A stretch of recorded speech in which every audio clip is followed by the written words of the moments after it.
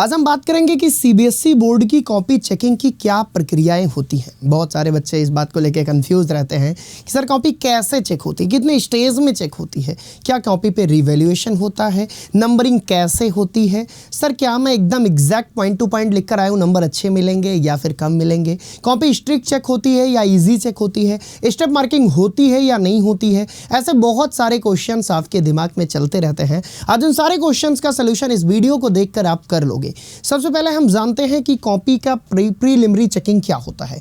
Preliminary checking में बेटा आपके बेसिक डिटेल चेक होते हैं, जैसे आपका नाम क्या है, जैसे आपका रोल नंबर सही है कि नहीं, जैसे आपने जो भी बेसिक डिटेल वहाँ पे फिलअप की है वो सही है या नहीं है। इसके साथ साथ एडिशनल सीट अगर आपने ली है तो क्या उसका डाटा करेक्टली फिलअप है या नहीं फिलअप है। यानी सबसे पहले प्रीलिमिनरी चेकिंग में यही होता है। वहीं पर बात करें स्टेज 2 की, स्टेज 2 में आपको इवैल्यूएशन होता है आंसर का, यानी आपने जो कॉपी लिखी है उसका इवैल्यूएशन स्टार्ट होगा। लेकिन मजे की बात यह है कि क्या ये इवैल्यूएशन टीचर अपने मन से करता है? नहीं।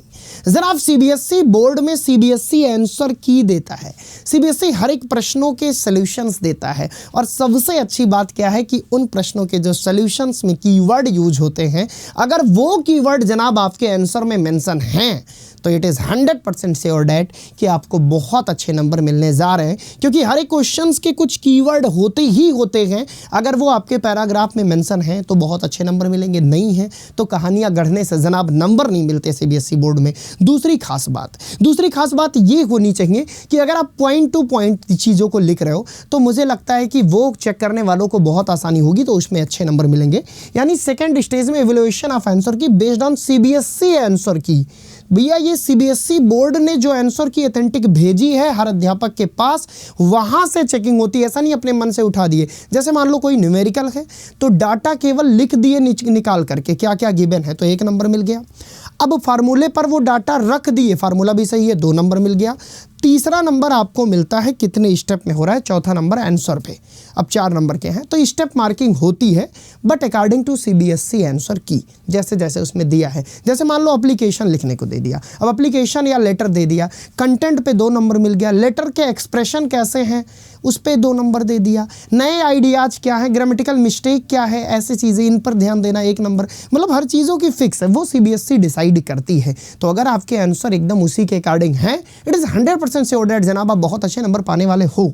वहीं पर बात करें स्टेज 3 में टीचर्स करता क्या है, कॉपी को कलेक्ट करता है और कॉपी को कलेक्ट करके आंसर सीट को भेज देता है सीबीएसई हेडक्वार्टर। अब स्टेज 4 में जो सीबीएसई हेडक्वार्टर में आपके एक्सपर्ट बैठे हैं, जो 20-20, 25-25 सालों से कॉपी चेक किए हैं, जो सीनियर्स हैं, आपके जो सीनियर टीचर हैं, वो रैंडमली किसी भी कॉपी को उठा लेते हैं और उसके आंसर सीट को देखते हैं। और आंसर सीट को देखते टाइम वो ये देखते हैं कि क्या सही से वैल्यूएशन की गई है, कहीं ऐसा तो नहीं बहुत हार्ड कॉपी चेक हो गई है, कहीं ऐसा तो नहीं कि भाई बहुत ज़्यादा नंबर फ्री के दे दिए गए हैं। अगर उसमें कोई कमी नहीं है तब तो भैया आपकी रिजल्ट फिर चढ़ जाती है, पब्लिक कर दी जाती है। लेकिन अगर उसमें कोई कमी है तो वो पूरा का पूरा बंडल जिसमें से रैंडम कॉपी है वो फिर से सीबीएसई चेक कराती है, क्योंकि सीबीएसई कभी नहीं चाहती कि वो गलती करे।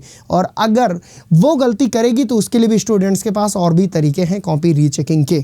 तो मुझे लगता है कि कॉपी चेक करने का ये जो स्टेप है वो आप समझ चुके होंगे। मार्किंग कैसे होती है ये भी आप समझ चुके होंगे, depend upon questions and what is the demand of CBSE. इसलिए कभी भी सीधी बात करिएगा, बकवास करने का काम नहीं है। बट अगर रेलिवेंट पॉइंट आप उससे लिख दिए, कोई क्वेश्चन आ रहा है नहीं लिख पा रहे हो सही से, तो भी नंबर आपको मिल जाएंगे। स्टूडेंट्स, आई होप आपकी बहुत हेल्प हुई होगी इस वीडियो से कि भाई सीबीएसई की वैल्यूएशन प्रोसेस क्या है। और अगर इस वीडियो से हेल्प हुई तो नीचे कमेंट सेक्शन में कमेंट करना, और ऐसे ही वीडियोस पाने के लिए चैनल को सब्सक्राइब करिए। Thank you so much.